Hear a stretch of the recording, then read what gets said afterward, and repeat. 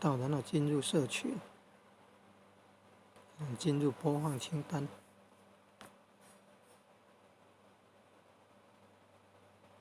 播放清单已经700多项了呢，要按那个已建立的播放清单。哦，你看700多项，有没有看到 ？OBS 的这个有没有看到这个播放清单啊？自己的频道里面的播放清单，有没有看到？左边有那个像数学做题目等于那个，有没有看到这个缩图的左边有那个像数学符号那个？有没有像数学符号那个等于那个符号？有没有？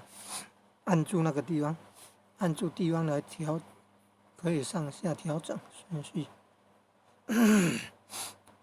有没有这个顺序调整？按住那个等号那个地方，然后可以上下移动顺序，有没有？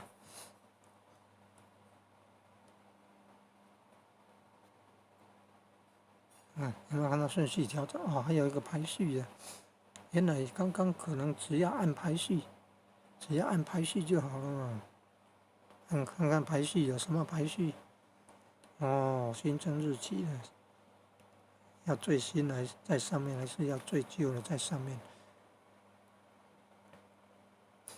新增日期，看要最新的在上面，还是最旧的在上面？它刚刚就会切换了。还有最热门的，看哪一部影片看的最多了？还有发布日期最新最旧，新增日期最新最旧。那刚刚那个调整顺序应该是发布日期，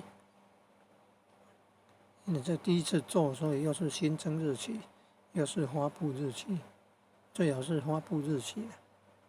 一段日子久了以后，还想要调整顺序的，那就要选这个发布日期。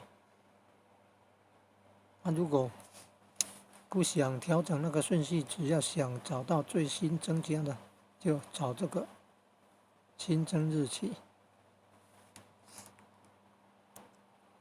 排序啊，你看排序。